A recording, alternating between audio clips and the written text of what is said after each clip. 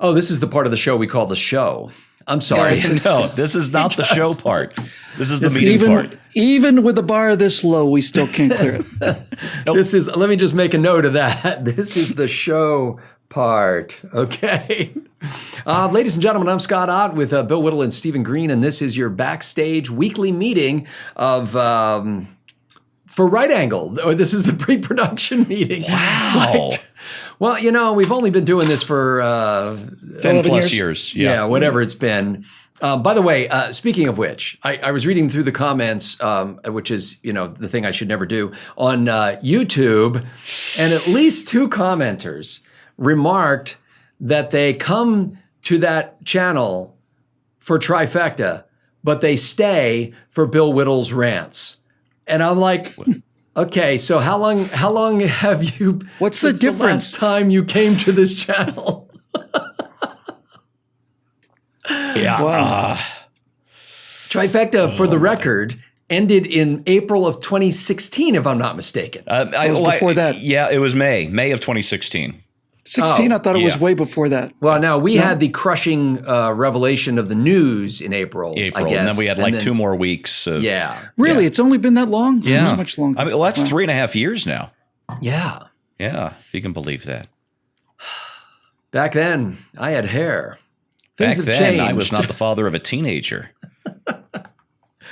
So in the last 3.5 years, Steve's wife actually gave birth to a teenager, which is really kind of amazing.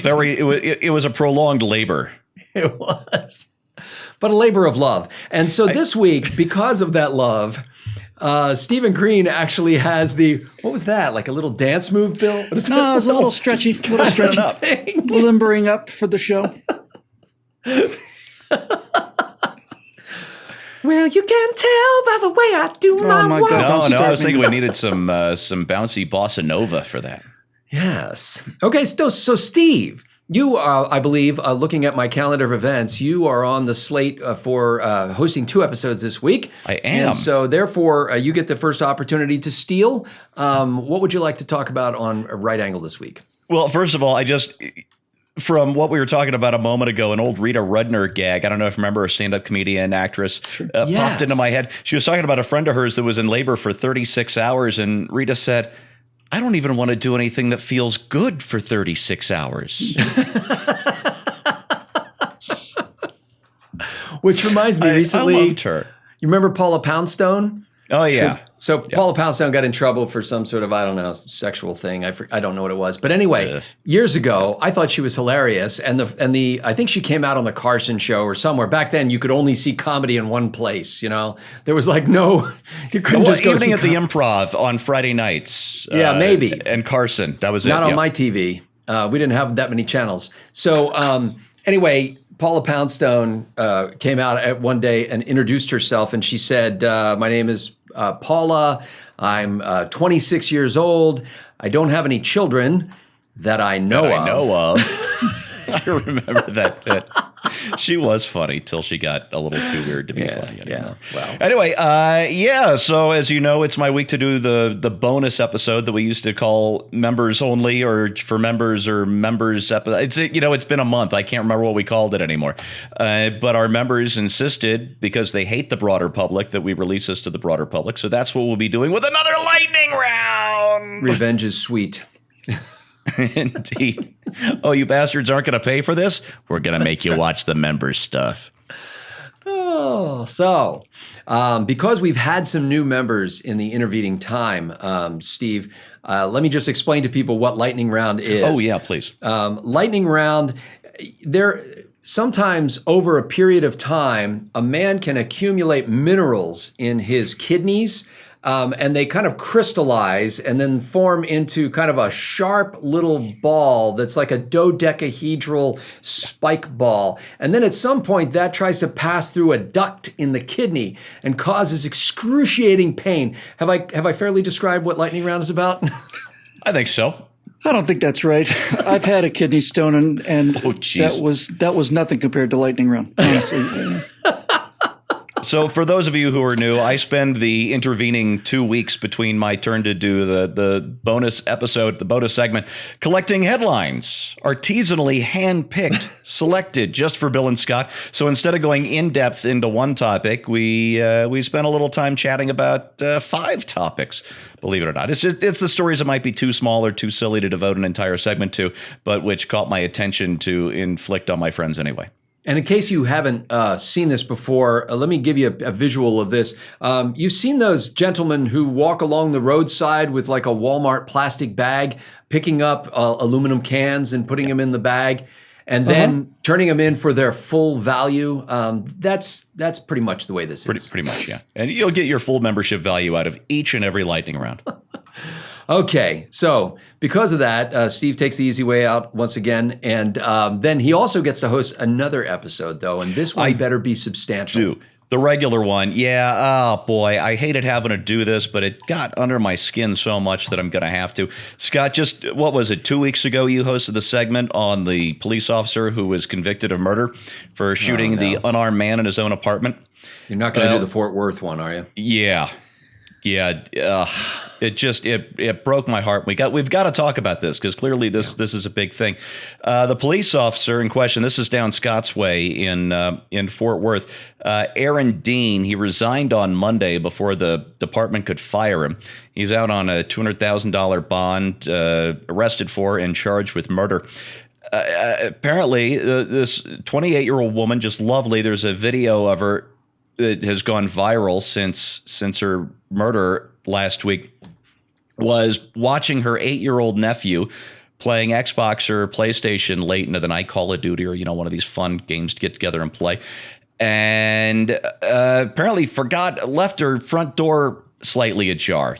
Sometimes you close the door and it doesn't latch. The wind blows it a little ways open, whatever. A concerned neighbor saw it, did not call 911, just called the the wellness check line. Hey, I've got a neighbor with the door cracked. You want to come check this out? I don't feel comfortable doing that kind of thing myself. And an entire squad of police showed up and did not announce themselves or anything. One of the police officers, and they parked around the corner. She couldn't see the police car from her house, and heard something, goes to the window to see what's going on. A police officer shouting through the glass, and you know how well you can hear through thick window glass in your home, barely at all. Certainly can't make out words very well. Shouts at her to raise her hands, does not identify himself as a police officer. She doesn't do it. Instantly, he fires. And she died there in her home, presumably with her 8-year-old nephew there still, and 28 years old. This stuff has got to stop. I don't know if we're training our police wrong, if there's so much paranoia because of the political climate. I don't know what it is, but what I do know is this stuff has got to stop. So there's your downer episode. You want to talk about the lightning round some more? I'm just, when I heard the story, I was just sick. And at first, you always think, well, okay, you're making decisions in the spur of the moment. Police officers whose lives, frankly, every time they go out, the most common place, my understanding is the most common place or call that a police officer gets injured or killed at is a domestic dispute of some sort. It's not tempers are flaring. It's not showing up at a burglary scene or a bank robbery or a sniper situation or something like that. It's answering a call that somebody says, hey, something seems wrong in someone's house. And that's when police are most likely to get shot. So you're on edge as a police officer anyway. But to shoot somebody through a window within seconds of making contact, and they've got the body camera, it's just hard to imagine an explanation for this. At the same time, I realize that there are tens of thousands, hundreds of thousands of interactions between police and citizens on a daily basis. A very, very, very tiny minority of which result in something horrible like this. But there's no news about that, A police officer shows up and helps a neighbor gets a door shut so that the little child doesn't wander away. A story of a hero. No, that doesn't show up. Delta flight from Dallas to Los Angeles lands in perfect safety. Nothing goes wrong during the entire flight. Yeah, exactly. And there are two things that make me sick about this, in addition to the facts of the case itself, is that I know when people see this video, we're going to get a bunch of people who are excusing away the behavior of the police officer. And then we're going to get a bunch of other people who are making it sound like every cop is dirty, every cop is a danger, and, you better arm up because these cops are coming to get you. Well, one of the things we try and do here, all three of us, is we try to provide some sort of rationality. Rationality is not groupthink one way or another. Rationality is the ability to use a set of existing moral principles and reason to come to a set of conclusion about a bunch of different things. And sometimes these kind of things are justified and sometimes they're not. I remember in the Ferguson case, I was 100% behind the police officers. That was before I heard the details of that case with Michael Brown. I generally give the police officers the benefit of the doubt. In fact, I always give them the benefit of the doubt. But this case is not even up for discussion. And to pretend that that this is okay, it's just no, it's not. Yeah. It's not okay. And I guess we can talk about potential solutions. But in any event, the worst thing for policemen is bad cops. And if you're a supporter of the police like I am, you should be on fire to get bad cops out of the police force. Because nothing damages a police force like bad cops. One bad cop can ruin the reputation for an entire city. And that's certainly where I'm coming from, and I know it's where you guys are coming from too. Yep, absolutely. I've never had a bad situation with a police officer. The closest I came is I was a kid, 19 years old. I took a wrong exit. I had a summer job. I was working across the river in Illinois, in Madison, Illinois, and I was coming back, and I was so young, I didn't know what a commuter lane was, and I crossed Eads Bridge in the commuter lane right into a police roadblock. Of course, I'm by myself, and the police officer asked me if I know this is a commuter lane, and I say, no, what is that? And he says, well, you have to be in this lane, you have to have at least two passengers in your car. And I said, well, what about my imaginary friends in the back seat? Look, they're playing cards. And then I got a really big ticket. Yeah. I can imagine. And to be young and stupid again. In a sense, we're going to get into a little bit of the kind of mentality here in the episode that I'm going to propose doing this week. So I'll hold off on that. It's not the same kind of incident, but there's just kind of a zeitgeist in our society now where everything is amped up. Everybody's on edge. Everything is worse than you might otherwise. I'm trying to think. When I was a kid, or even now, like if I looked across the street and saw my neighbor's door a little bit open, I'd just walk over and say, "Hey, anybody home? It looks like you accidentally left your door open." Your door's open. Yeah. Yep. Yeah. It would never occur to me to call the authorities. Oh no. I mean, well, no, never mind. I'm gonna save that for the actual segment. It might be what I close on, but it won't step on what you were saying at all, Scott. Okay. So, Bill Whittle, concepts, pitches. Beto O'Rourke is a furry. I knew you were going to take this one. I had a $5 bet with myself. What is this? He's a furry. What does that mean? Furries are people who dress up as animals for sexual gratification purposes. Stop. Well, they claim it's for just general fantasy. I actually haven't gotten too deep into the story. I'm virtually positive that he's not. Did he say this at the LGBTQ? No. I have to dig it up. I'm virtually positive that he's not.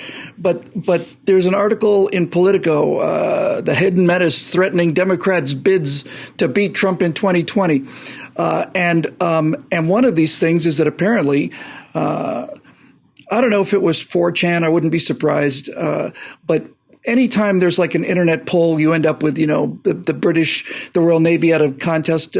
Basically just said to the British people, let's name the next, Royal Navy warship. And the genuine winner is Bodie McBoatface. So $300 million research vessel. Yeah. Internet polls have they're a troll magnet. And somebody, apparently put out just a vibe, a meme or a tweet that said that Beto Beto's a furry. And here's why this is interesting to me. So it's not a fury.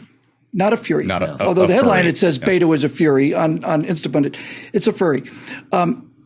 Here's why these things catch fire. I'm going to assume he's not. I'll just do a quick scan of it real quick. But whether he is or not is not important to me. That's not the point. There's 2 points here. One of them is these kind of things only catch fire if they're close enough to the truth for people to believe them. I don't think he's in fact, I bet my life he wasn't, but he looks like one, and his personality and the way his face is structured and everything else. It's like the perfect slur. And Dick Nixon was slippery and oily and Slick Willie for Bill Clinton. All of this.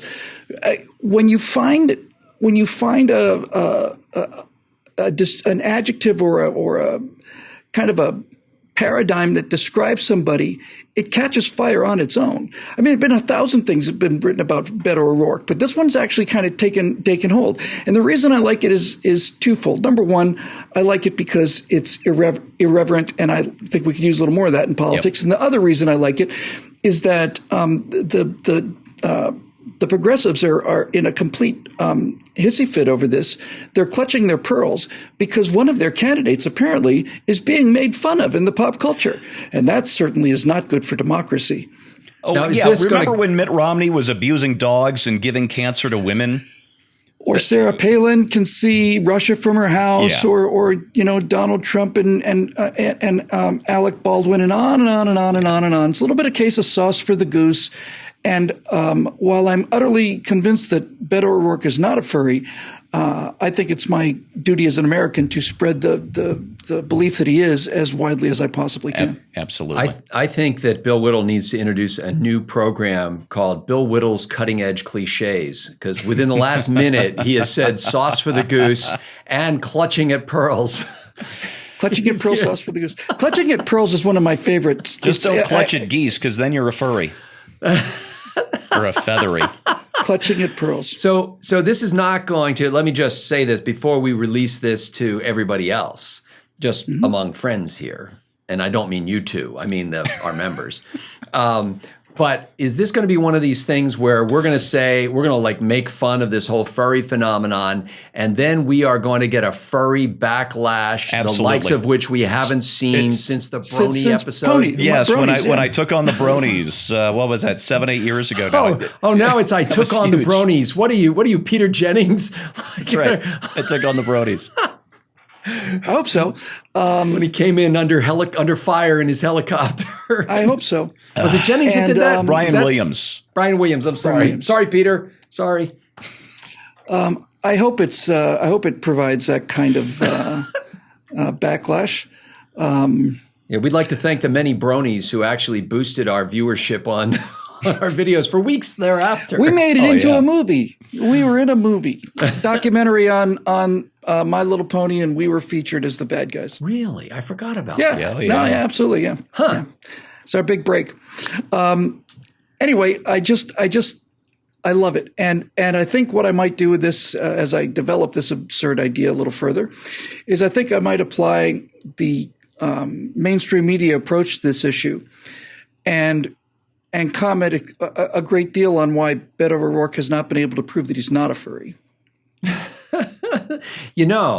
It's not the facts of the case that matter, but the seriousness of the charge. Precisely right. And the emotion of the person being accused. So I think that's just fun and something to offset police shootings and all the rest of that stuff. All right. So, not that I'm going to make life any better. Bill's show will be the only bright moment of the week. But I heard this first from my buddy. As usual. That's right.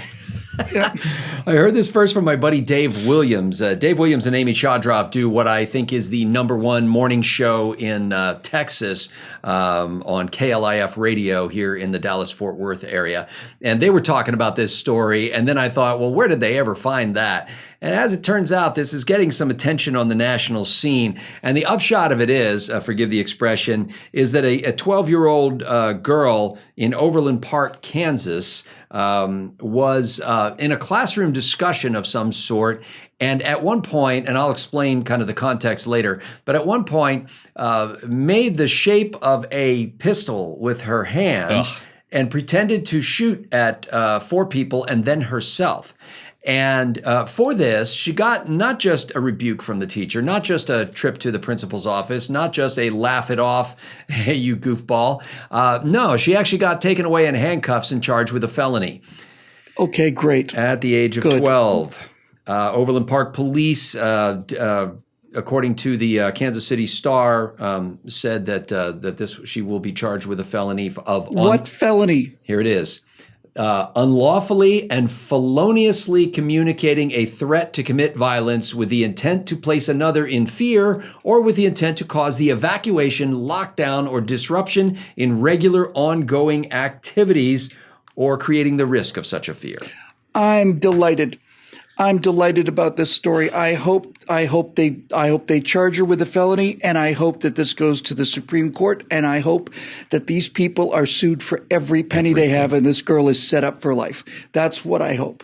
And I hope also to see if we can get the names of the people that are doing the charging, or at the very least the names of the school, because I want to see the faces of people that make these kind of decisions. I want to see what the principal looks like. It was the Shawnee Mission School District, which is an eastern Kansas school district. It was the Westridge Middle School. Kansas has happened. However, Shawnee Mission is part of Kansas City suburbs. Yeah, but the school district wanted to point out that it was not they who arrested the child. That was the Overland Park Police Department.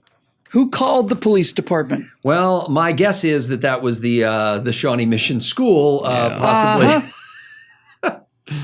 So I'm trying to see if it says here, the girl was sent to the principal Jeremy McDonald's office, and other students were also talked to who were involved in the incident. School resource officer recommended she be arrested. School resource officer is an on-site police officer. That's the guy I wanted. That's the guy.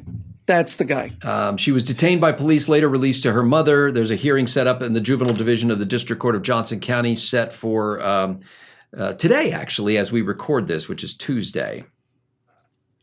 She had no gun. There are not enough tar and feathers for that guy. No, there are not enough tar and feathers for that guy.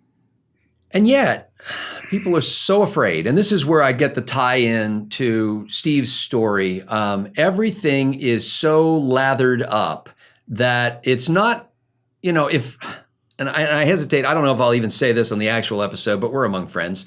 When I was in 2nd or 3rd grade, me and my buddy Jeff used to sit around drawing pictures of machines designed to chop up girls into pieces and to burn them and to pull them limb from limb and stuff like that. And we would draw these little girl destruction machines. Now, the reason we were doing that was that we were actually getting the first inklings that we were actually attracted to girls, but you can't let that on. You can't let on. No, you gotta go. You gotta go the opposite direction, or your buddies think, oh, he must be some sort of gay if he likes girls. That's right. He must be gay if he likes girls.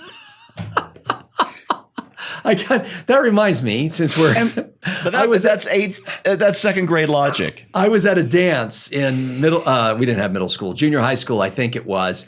And this was when disco was really popular. And the dances at that stage of life usually consisted of a bunch of girls out on the floor dancing and a bunch of boys sitting in the bleachers kind of wishing that the girls would talk to them, but not knowing how to do anything about that. And so I remember it well. I remember this young lady named Priscilla asked me if I would come and dance with her. And I said, sure. So next thing you know, I'm out on the dance floor with like 8 girls, all of whom are dancing with me. Nice. And I get back to the bleachers exhausted, sweating, and I've been dancing for 20 minutes straight or whatever. And I get back to it, and there's some guy in the bleachers goes, "Look at you faggot." That's exactly what I'm talking about. Like, wait a minute. I was touching female hands and and they're all sitting there shoulder to shoulder in the bleachers, a bunch of guys. Bunch of sweaty guys in the bleachers. Look at that faggot. Listening to disco together. That's My, Okay. how that word takes me back. anyway. So that's that. I think that there is an atmosphere now in society where you can't do this. Like this is a Well, test. guess what? We're folks? losing our Yeah. damn minds. We're losing our damn minds is right. And it only takes one. It's kind of like, the terrorists only have to be right once. It only takes one situation where somebody who really was deeply troubled and a potential mass murderer gets ignored when he does something acting out that in hindsight you say, well, we should have brought that guy to the attention of the authorities. It only takes one of those cases to make you think, well, we've got to bring everybody to the attention of the authorities now.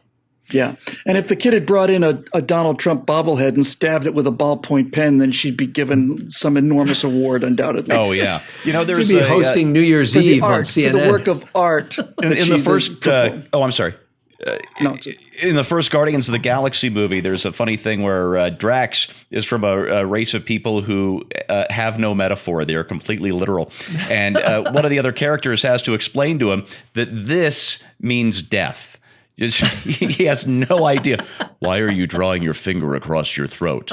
It means death. And so later, when Drax finally gets his vengeance on one of the big bad guys, as he's killing the bad guy, he does this and says, "Finger across the throat means death," as he's doing this. And it's a really funny scene, but I figure we're maybe 5 years out from Disney having to edit that out of the movie. no question. To retcon that out to please the idiots that be. There are Okay. quite a number of situations in life where I've seen where people, where there is a code or a symbol or a gesture for something, but people cannot do it in isolation from actual description of the something, whatever it is. And the thing that you sparked my memory of is when I used to work at Walmart years ago, we always had these people who would get on the PA system and go, "We have a code Adam, child lost in the store, code Adam, which is a child lost in the store." And that's why we call it code Adam. I always wanted to get a maitre d' job at a restaurant just so I could get fired for getting on the PA system and announcing Donner, party of 12, no, 10, Donner, party of 9. That whole thing's been eating at me for years. But Oh, ladies dude. and gentlemen, we are glad, joyful, in fact, for the support that we receive from the members at BillWhittle.com. And even as we speak, changes are being made to the membership benefits on the website and the non-member benefits, frankly. Those of you may have noticed in the last couple of days that if you're a non-member and you go to the website, or if you're a member and you haven't yet logged in, you'll see a lot more stuff. In fact, every video that was visible on YouTube for the public is now visible at BillWhittle.com. So, and the reason I did this, frankly, is that members want to share stuff. And they don't want to just share the YouTube links. And so we've done two things along those lines to make it easier for you to share. Number one is we've made it possible for non-members to view public videos at BillWhittle.com. And number two is we've added social media and email sharing links under every one of those videos so that it facilitates that function. In addition, we've added another member benefit that is not visible. Oh, by the way, when non-members go to the website, they won't be able to read your comments under the video blog post. They won't exist. And they won't be able to read the member blog post. And they also won't see the new member forum, where you can actually create your own topics. You can suggest new forums for creation. We've started it off with some seed forums on, introducing yourself, foreign policy, domestic policy, entertainment, Star Citizen, and even a little classifieds forum if you're looking for a job or want to hire somebody or, have an old tractor you want to sell. That's all there right now. So that's accessible to members only. There's more stuff coming, by the way. I'm like this far away right now, and Bill knows it, and he's frightened that I'm about this far away from another new feature that I think will totally revolutionize your experience of BillWhittle.com and that of the entire globe. So we are. What is it? I'm afraid I just oversold it. I'm sorry. I just went too far. We already have the little thumbs up, thumbs down. What could it be? Well, yeah, it's believe it or not, it's bigger than that. But I can't tell you, and the reason I can't tell you is that I'm afraid I will fail to bring it to fruition, and therefore I'll have to apologize. So if I leave it vague, then any little change I make after this point, I can say, well, that was what I was talking about right there. But it'll change and improve the lives of everybody who is even made dimly aware of it, is what you're saying? That's right. We went to a 16-point font from 15, and that was it.